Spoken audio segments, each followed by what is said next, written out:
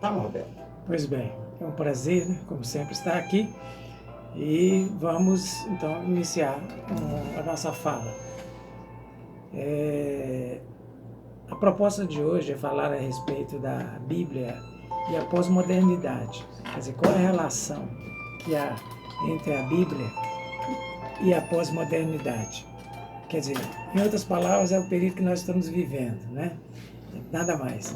Vamos pensar então nessa relação, numa fala breve que nós temos, e a gente vai tentar aproveitar o máximo desse tempo aí para trazer alguma coisa sobre essa relação da Bíblia com a pós-modernidade.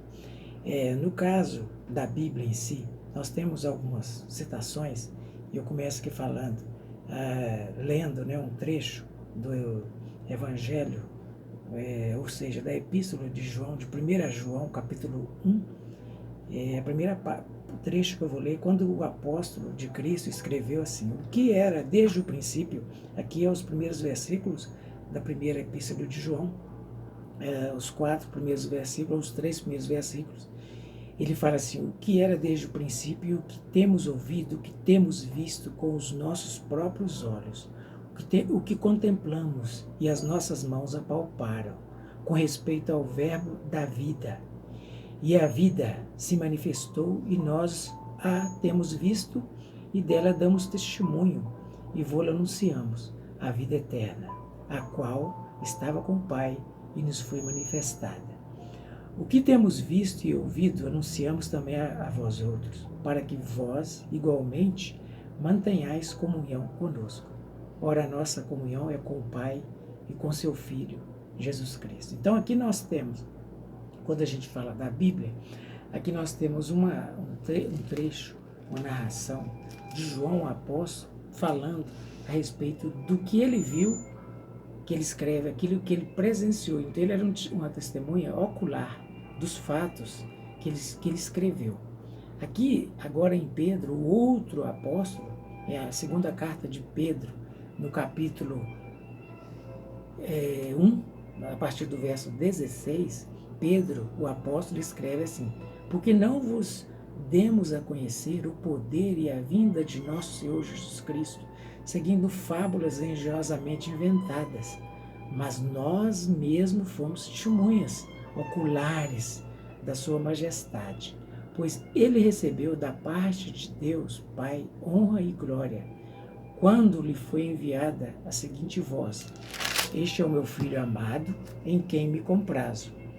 Ora, esta voz vinda do céu, nós a ouvimos quando estávamos com ele no Monte Santo. Então, e ele ainda diz lá no versículo 20, nenhuma profecia da Escritura, porém, ou provém, né, de particular elucidação, porque nunca jamais qualquer profecia foi dada por vontade humana. Entretanto, homens santos falaram da parte de Deus, ouvidos pelo Espírito Santo. Então aqui nós estamos vendo o quê? O que nós vimos em João, agora nós estamos vendo em Pedro. Pedro está dizendo que o que foi lhe dito, o que ele viu, ele escreveu. Não por vontade dele, mas porque ele viu e testemunhou, né? E agora, nós, em outro trecho, nós temos em primeira carta de Paulo, agora é o outro apóstolo de Atos 9, né? Agora é Paulo, o apóstolo Paulo, falando em 1 Coríntios capítulo 15. E ele vai falar assim, ó, no versículo 4, ele fala assim, ó, foi sepultado e ressuscitou o terceiro dia, segundo as Escrituras. E diz o seguinte, ó, e quem Jesus apareceu? Ele foi visto por mais de 500 irmãos de uma só vez, dos quais a maioria sobrevive até agora. Então, quando Paulo estava escrevendo aos coríntios, aos cristãos em Corinto, ele estava dizendo o seguinte, olha, ele tem mais de 500 pessoas viram Cristo ressuscitado, dos quais mais da metade, ou seja, a maioria sobrevive até agora. Então, é interessante apontar esses fatos, que essas pessoas, Paulo, João e Pedro, estão dizendo que são testemunhos oculares. E no caso aqui de Paulo, ele está citando que mais de 500 pessoas viram Cristo depois de ressurreto. Então, por que nós estamos mostrando isso? E a gente tem algumas citações, porque quando ele fala aqui, isso aí, foi sepultado e ressuscitou ao terceiro dia, segundo as Escrituras, versículo 4 do capítulo 15 de 1 Coríntios, aí se você ler, por exemplo, Salmo 16, versículo 10, lá foi escrito por Davi, 1000 anos antes de Cristo, né, ele vai dizer que Davi escreveu, né, lá há 1000 anos antes de Cristo. Salmos 16. Lá eu vou pegar aqui e dar uma lida em Salmo 16, versículo 10, que foi algo que Davi escreveu 1000 anos antes de Cristo. Ele escreveu assim, ó, pois não deixará a minha alma na morte, nem permitirás que o teu santo veja corrupção. Esse texto que Davi escreveu em trecho de Salmo, esse trecho foi citado por Paulo em Atos e também por Pedro em Atos. Então, tanto Paulo quanto Pedro fizeram a citação desse trecho, ou seja, fazendo menção ao que a vinda e morte de Cristo, ela foi anunciada anteriormente, né? Quer dizer, Jesus viria, foi anunciado, foi. Quando? Bem antes, cerca de 1000 anos antes. Por exemplo, quando você olha para o mesmo Salmo, Salmo capítulo 22, Salmo 22, versículo 1, Davi novamente escrevendo, ele escreve 1000 anos antes de Cristo, Deus meu, por que me desamparaste? Salmo 22, 1. Então ele escreveu. Então quando você vai em Mateus 27, 46, na cruz Jesus fala. O que ele diz? Mateus 27, 46, Jesus falando, Deus meu, por que me desamparaste? Então assim, eu só dei uma palhinha para mostrar um pouquinho a respeito de que a própria Bíblia, esse Antigo Testamento, né, de Salmos, escrito pelos judeus, que não reconhece Cristo como o Messias que veio, sofredor, né, igual está escrito em Isaías 53, que o Messias viria primeiro como sofredor, lá não fala que é primeiro, então eles não entendem que ele viria como o Cordeiro de Deus, né, que João Batista fala, lá no início do Evangelho, lá no Evangelho de João, né, eis o Cordeiro de Deus, tira o pecado do mundo. Então, a justiça de Deus era satisfeita primeiro, né? Teria que ser satisfeita primeiro por causa do pecado do homem. Aqui nós estamos mostrando, então, quando eu falo a respeito quando eu comento a respeito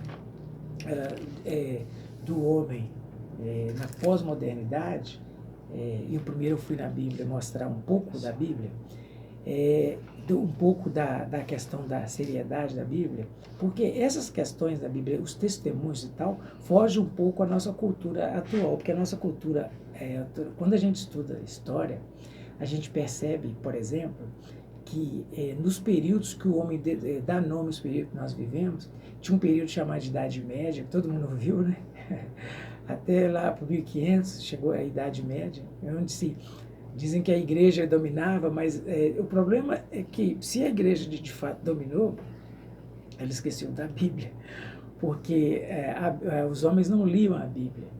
E a Bíblia, quando a gente fala da Bíblia, Jesus falou sobre a Bíblia. Né? O que Jesus falou sobre a Bíblia? Jesus falou que examinais as Escrituras, porque julgais ter nela a vida eterna, e são elas que testificam de mim. Então, a própria Bíblia, falando da Bíblia, ela fala que ela deve ser examinada. E não havia traduções da Bíblia disponível para as pessoas na Idade Média. As pessoas nem liam, né?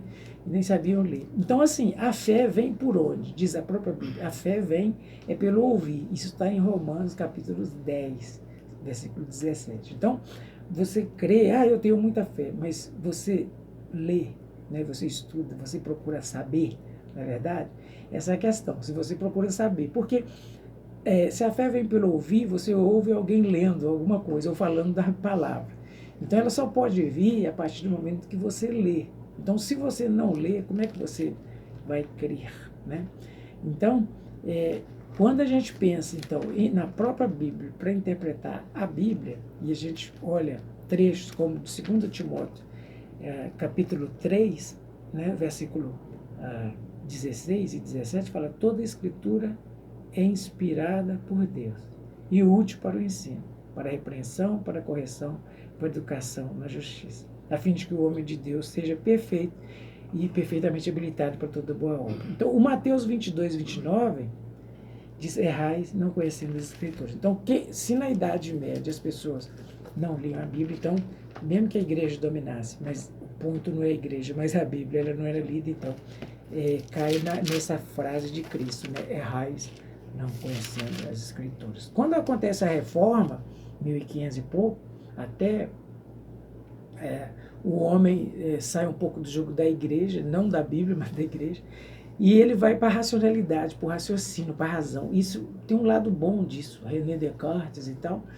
Só que o problema do homem é que ele quer manter Deus sempre fora dos planos dele. Esse é o ponto.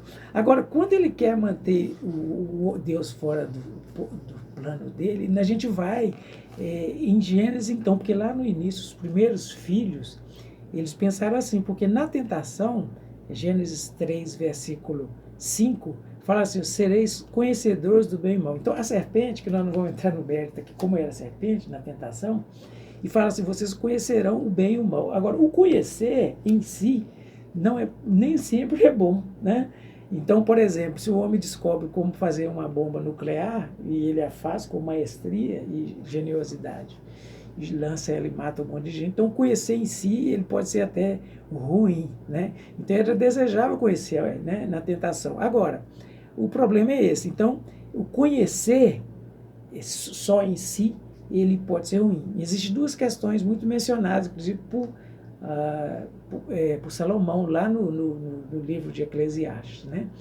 Ele fala de Provérbios. Em Provérbios ele fala da sabedoria, né? A sabedoria é aplicar bem o conhecimento. Agora, como é que alguém aplica bem o conhecimento? O homem só pode aplicar bem o conhecimento do ponto de vista da fé, né? Da intimidade dele com Deus, a partir da orientação de Deus, né? A primeira orientação de Deus para o homem e mulher: eu faço um teste com vocês não podem comer desse fruto, um teste de obediência, do livre-arbítrio, né? Olha como é válido a sua decisão, né, espontânea. E eles caem na cobiça da questão do conhecimento. Então, quando isso ocorre, ao contrário do que se pensa, Deus buscou o homem. Então, no versículo 9 do capítulo 3, Gênesis fala assim, e chamou o Senhor Deus ao homem e perguntou: onde estás? Então, é interessante pensar que Deus vai ao encontro do homem, né? Isso é incrível, né? Agora, quando você vai no capítulo 4, aí você vê de novo os primeiros filhos, Caim e Abel. Um mata o outro. Mata por quê? Por causa da inveja, né? Então, assim, isso mostra que o pecado estava aí presente, o grande vilão na vida dos homens. Então, Caim, ele ofereceu, no capítulo 4, versículo 3, do fruto da terra, uma oferta a Deus. O fruto da terra fala da minha força, da minha produção, do meu trabalho, né? No caso de Abel, ele oferece do cordeiro, que fala de Cristo, né? O que morreria, daria vida no lugar dele. Então, era isso que Deus queria. Então, o que Deus queria é que alguém falasse de Cristo. Então, o cordeiro era Cristo. Que quando você lê no capítulo 1 do Evangelho de João, né, bem depois desse fato, nós estamos narrando, João Batista vê Jesus longe, ele grita: eis o cordeiro de Deus que tira o pecado do mundo. Então, aqui, esse cordeiro aqui, então, Abel já estava visualizando que um puro, um inocente, né, o cordeiro era a figura de Cristo, que era, diz as Escrituras, Deus encarnado, né, que morreria pelo pecado da humanidade, Deus sem pecado, né? Ele pagaria o preço daquilo que era a nossa dívida, né? Agora, quando você olha então para Caim, então nesse caso, Deus não agradou de Caim de sua oferta. Por quê? Porque a motivação da oferta dele era o fruto do braço dele, o trabalho dele. Então, quantas vezes nós hoje, a religião do homem, que é o religare a Deus, ela não pode ser pelo esforço humano. A Bíblia diz isso em várias partes, que eu não vou ter tempo de mostrar, é claro. Mas o que chama atenção aqui nesse pequeno espaço que eu vou falar é que Deus também, ele anunciou a Caim que se procederes bem, não é certo que serás aceito. O pecado jaz à porta, o seu desejo será contra ti, mas a ti cumpre dominar. Então, a questão do pecado é essa. quando você não ouve a Deus, você vai estar dando espaço, então, para o pecado entrar na sua vida. Então, essa é a visão que a gente tem, segundo as Escrituras, que ao ouvir Deus, ao ouvir a sua palavra, você pode, então, vencer essa luta diária contra o pecado. E se não, e do contrário, se você fizer de forma diferente, não ouvir a Deus, então o pecado jaz à porta e ele vai se manifestar de alguma forma. Em algum momento ele aparece, né? E vem fazendo um estrago. No caso de Caim, nesse capítulo 4, vai continuar dizendo, então, que Deus o procurou também, né? Então, assim, isso mostra o quê? Onde está Abel, teu irmão? Versículo 9. Né? Então, Deus procurou novamente Caim. Então, Deus procura o homem. E hoje Deus procura o homem pecador. Isso mostra o amor de Deus pelo homem pecador, porque Deus vai ao encontro do homem. Então, quando a gente fala que a gente vive na pós-modernidade, uma das características da pós-modernidade, né, do homem, ele achar que tudo é relativo. Mas não, né? Tudo não é relativo. Né? Quer dizer, quando a gente lê João capítulo 8, por exemplo, no capítulo 8 do Evangelho de João, ele vai falar, lá no capítulo 8, que todo mundo conhece, né? Conhecereis a verdade, ou melhor, e conhecereis a verdade, e a verdade vos libertará. Então, nós não vivemos nesse período. Se o homem viveu depois da reforma, até pouco tempo, na ideia da razão, então eu procurei mostrar no início um pouco da razão, até onde a gente pode ir, né, porque a gente vive o justo viverá pela fé, diz a Escritura, mas mesmo assim é prova suficiente para a sua fé não ser uma fé louca, né? Por exemplo, se a gente for buscar a razão, o homem chega em que ponto? O que aconteceu com o homem? O que fez com que o período do chamado modernismo acabasse, vamos dizer assim, por causa do excesso do homem achar que na razão, na ciência, ele poderia responder tudo. O que, vamos dizer assim, trouxe desilusão ao homem que sempre quer viver, como eu citei o caso de Caim, porque sempre quer viver de uma forma distante de Deus, Deus fora. Então, quando ele pensou assim, na ideia, no tempo modernismo, nós podemos viver pela razão, a ciência desenvolveu, o que aconteceu? No final do século 1917 e 1945, as duas grandes guerras. Então, depois disso aí veio o quê? Vem a desilusão. Por quê? Porque o homem, ele não consegue, mesmo na razão, ele não consegue resolver todos os seus problemas mais íntimo possível do coração, né? Jesus falou que alguém criticava os apóstolos de Jesus porque eles não lavavam a mão para comer. Jesus falou assim, olha, o que contamina a mão, o homem não é o que entra pela boca, mas é o que vem do coração. Então, o coração do homem está impuro, o homem está contaminado. Por mais moderno que ele esteja, ou pós-moderno, ele não pode encontrar a felicidade, a paz de espírito, se ele não tiver um encontro de fato com Cristo. Porque o encontro com Cristo é que pode trazer essa paz e essa comunhão de volta. É isso que é a proposta. Então, no capítulo 15 do Evangelho de João, Jesus fala assim, sem mim nada podereis fazer. Entende?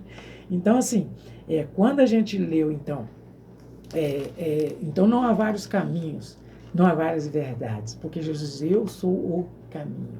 João 8,32, a verdade e a vida. Ninguém vem ao Pai se não for por mim. Quer dizer, eu sou o caminho, a verdade e a vida. Ninguém vem ao Pai se não for por mim. João 14, versículo 6, ele vai dizer isso, né? Então, quando a gente lê, por exemplo, também Romanos, no capítulo 1, a gente dá uma ida lá no Romanos, o que o apóstolo Paulo vai escrever lá em Romanos, e a gente vai ver, então, que lá em Romanos, a gente vê, por exemplo, que os atributos invisíveis de Deus, eu estou no capítulo 1 de Romanos, e eu estou no versículo 20. Então, os atributos invisíveis de Deus se reconhecem desde o princípio do mundo, sendo percebido por meio das coisas que foram criadas. Porquanto o homem, né, tendo conhecimento de Deus, não o glorificado como Deus, não o glorificaram como Deus, nem lhe deram graças. Então, assim, você foi criado, então, para glorificar a Deus, honrá-lo, né? E o que honra a Deus é sem dúvida, as virtudes morais, né? O que honra a Deus é uma conduta adequada. É o fruto, lá de Gálatas, capítulo 5, vai falar os frutos do Espírito. O homem, com toda a cultura, né, com todo o conhecimento científico, o homem da idade moderna, ele desagradou e ele caiu no chamado pós-modernismo, que é uma grande desilusão. A desilusão, então, de viver como que se vive no pós-modernismo. Viver, você recebe alguma influência disso, ou seja, viver de que forma? Mesmo que você não vá à escola, na Netflix, na TV, enfim, viver para si mesmo, né? Um viver que tudo ou seja, crê em tudo crê-se no narrativo, tudo é bom, tudo pode, né? Tudo é permitido, vamos dizer assim, na questão de fé, né? Um dizer assim, um pensar que não precisa buscar uma verdade, uma razão para as coisas, já que o homem se frustrou, e ele vai de um extremo ao outro. Então, a verdade existe, né? E a história da humanidade tem um propósito, na história bíblica tem um propósito, Deus tem um propósito para a vida de cada um, né? Seja rico, seja pobre, seja culto, seja não seja, onde estiver você ouvindo, Deus tem um propósito para a sua vida. E você foi criado com um propósito. Romanos 1, versículo 21 fala que para glorificar a Deus. Então, ao glorificar a Deus, ele vai trazer para você muita paz, alegria no seu coração. Porque as Escrituras, a minha proposta é falar somente nelas, ela que vai falar isso.